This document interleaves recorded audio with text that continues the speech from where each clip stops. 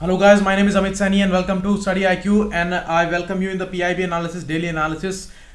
These lessons daily, they are published in both Hindi and English languages for PIB analysis in the evening, and in the morning the Hindu analysis comes in both Hindi and English languages. And we will start with the motivation. Starve your distractions. Distractions are the essential part of your life and they are necessary to come, but you need to fight with them consistently. It is a daily fight and you should come victorious every day by strengthening your focus and suppressing your distractions. That's the main battle that you need to fight every day, and if you win this battle every day, you will win the world.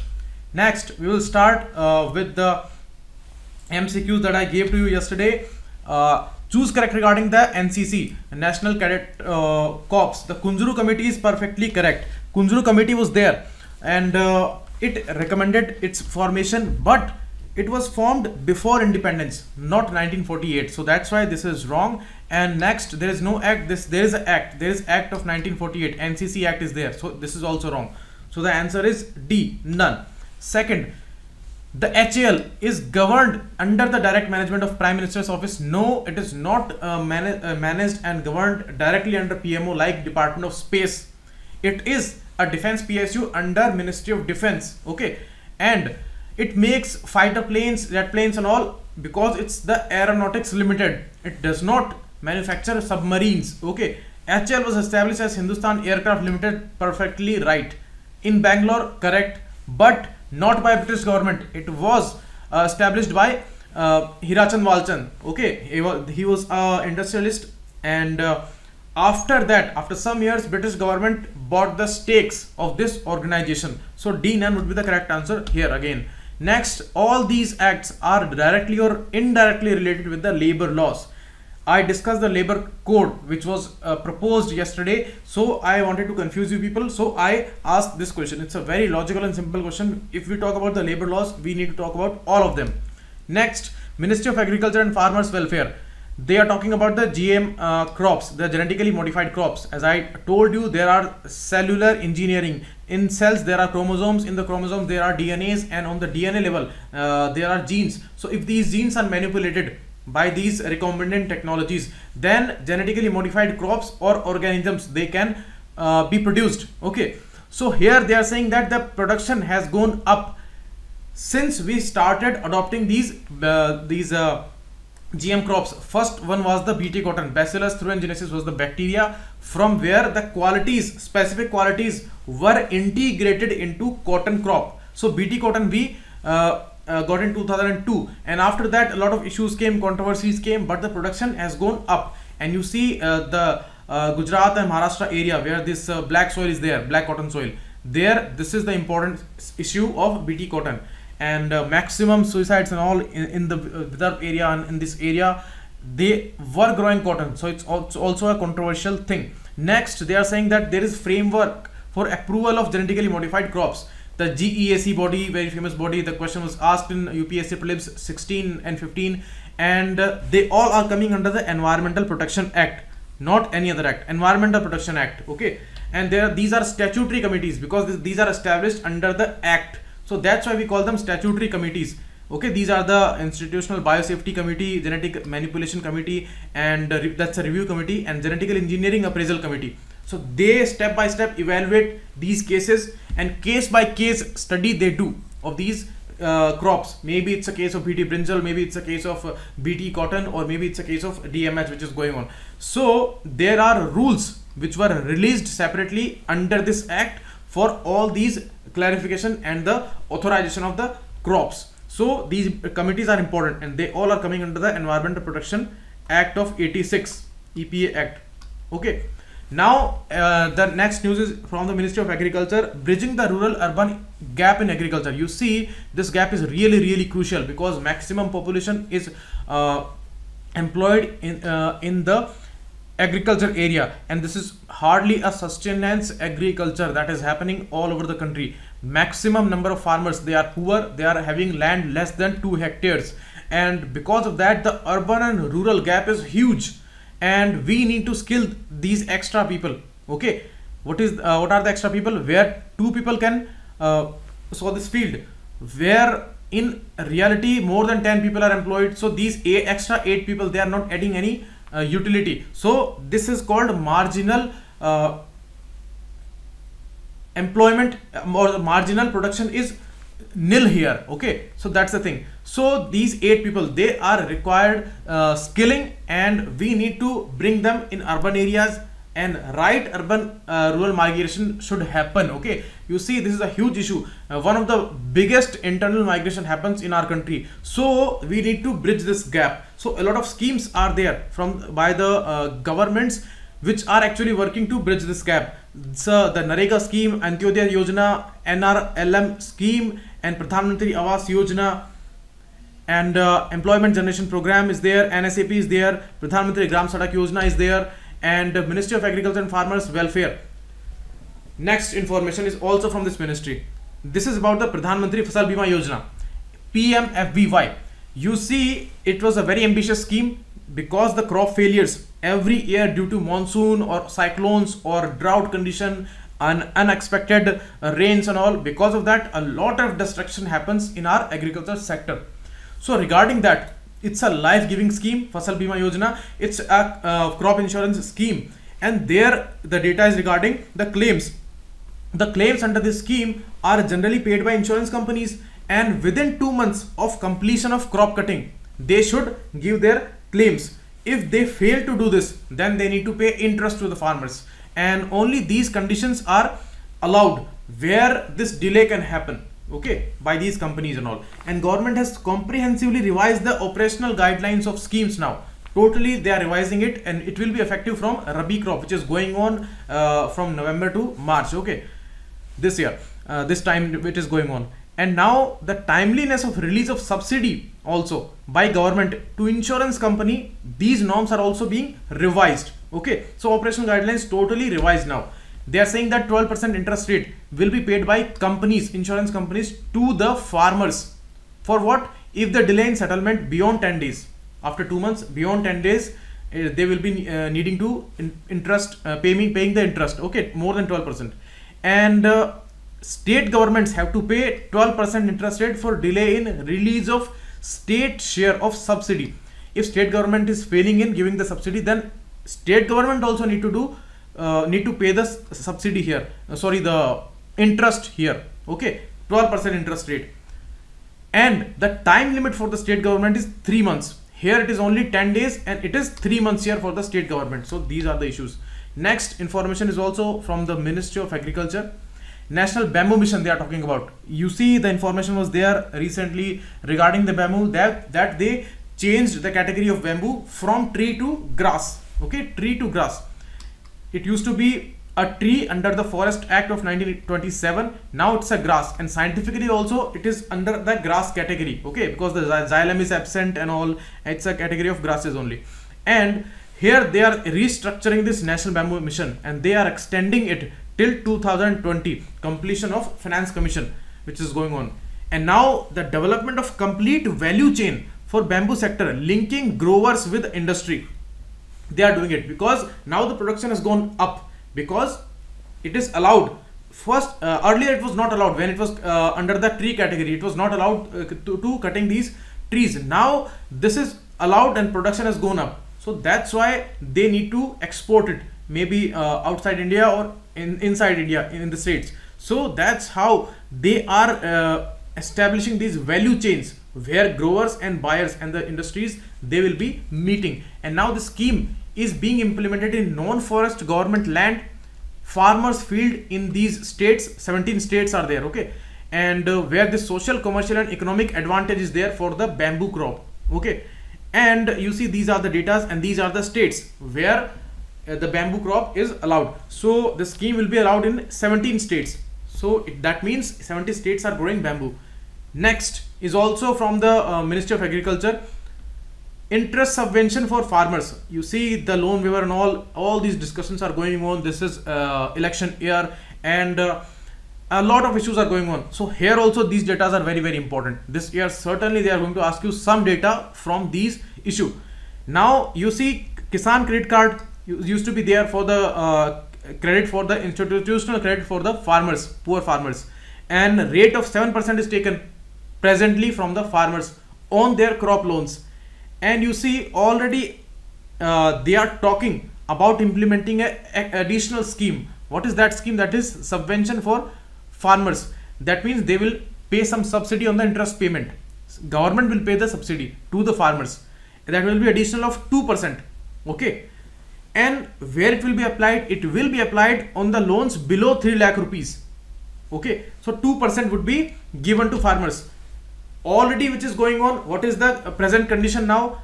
Already they are saying that earlier 7% is the norm, simple interest rate, the normal interest rate is 7%, and additional 3% is provided to farmers if they pay these loans and their installments before the completion of the deadline.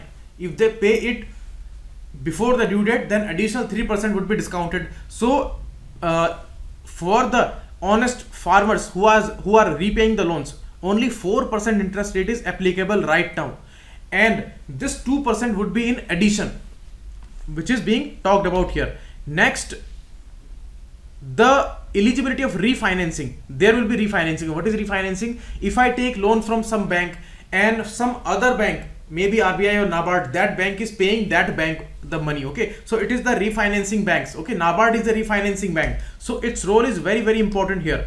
And when just a second,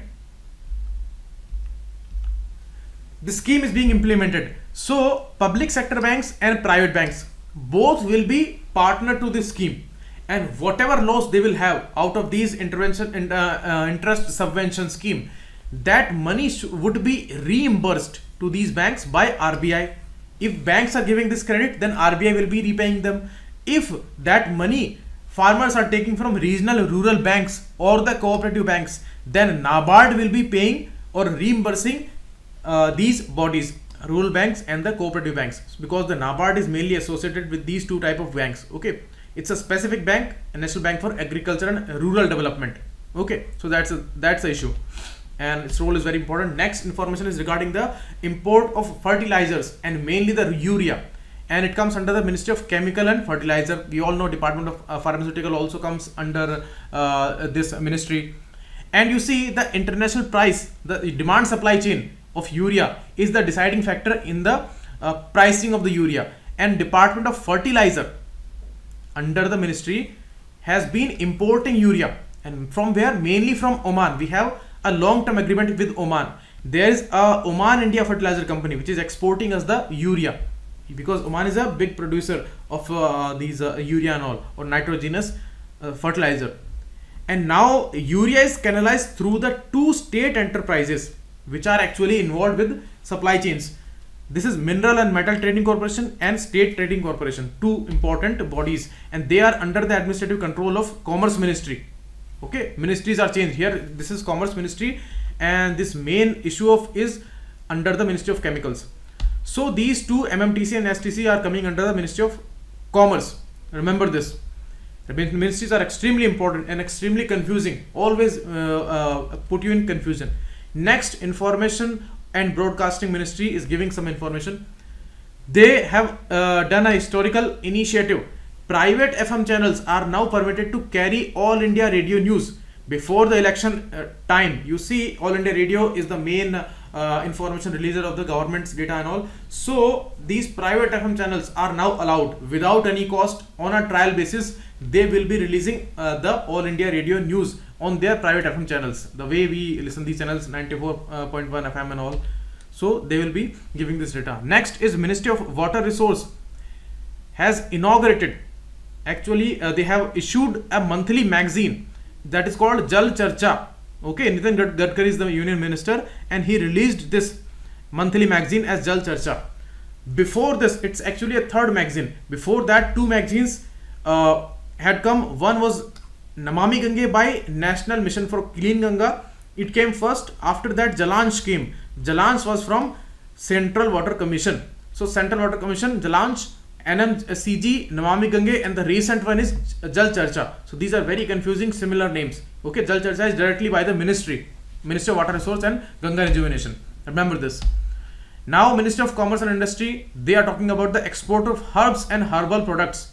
Herbs which are mainly important under the Ministry of Ayush and all, and medicinal plants and all, these are going on, but it is regarding the export of these products. So that's why Ministry of Commerce is giving this data. India's share in global export of herbs and herbal products is low. Actually, it should go up. And we are a country which always talk about yogas and all, the Ramdev, Patanjali and all, they all talking about the herbal products. We are fanatically using herbal products, but our export is actually low. So these are the reasons why this is low. Quality control, R&D, these are the main factors.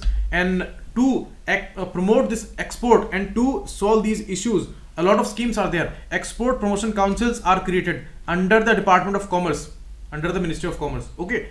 And export promotion of several herbal products has been assigned to Pharmaceutical Export Promotion Council, which is also working under this ministry. And Pharmaceutical Export Promotion Council, that is called PharmExcel, that will be promoting herbal products also alongside the drugs. Okay. Next, supporting initiatives are this market access initiative, MEIS scheme, which came in 2015 with the SEIS and MEIS, two schemes were there. Okay, and these were especially for the exports of merchandise and services. This was for services, this was for merchandise. And Niryat Bandhu scheme and Ayush Ministry's international cooperation scheme, and one different voluntary certification scheme from Ministry of Ayush was there, and it was by the National Medicinal Plants Board, which is coming under the Ministry of Ayush. Okay, this government started a separate ministry for Ayush. Okay, where Ayurveda, Unani and Siddha and homeopathy, all these departments are there. Okay, so this is also promoting the export of herbal and medicinal plants. Next, quality certification program are also going on with this. One is Ayush Mark and one is Premium Mark. You must have heard about the Egg Mark.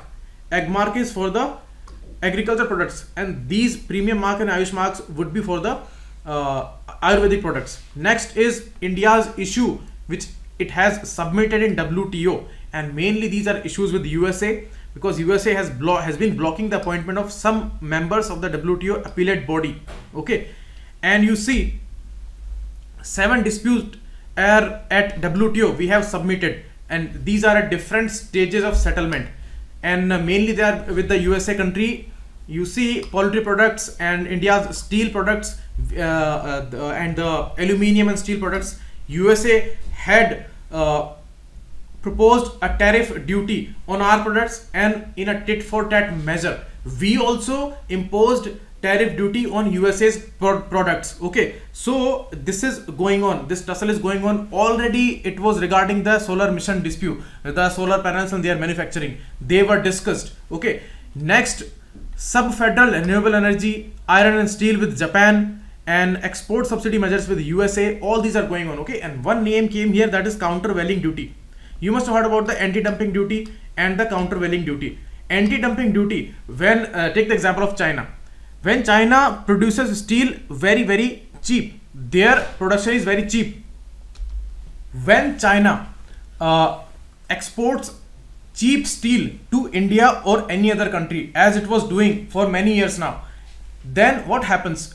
Our production of steel is not that much cheap, but China's steel is cheap. So a lot of steel we will be importing from China, because it is cheap to us and we don't have to pay much. And India steel producing companies, they will be totally shattered because nobody is buying their steel. So what's going to happen? They will go to government, Indian producers will go to government, and they will say that put some import duty on this product of China, because we are totally devastated. No. So what China is actually doing, it is dumping the steel in India. Okay, so we will put some import duty on its product, so the Chinese steel would become expensive and people will start buying Indian steel again. So the duty would be called anti-dumping duty.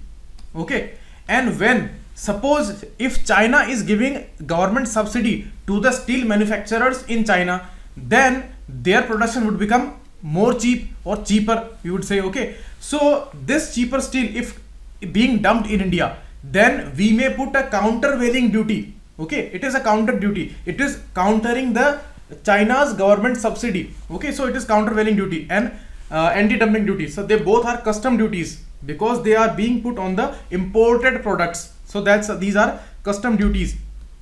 and I have written them here. Next is regarding the organic products.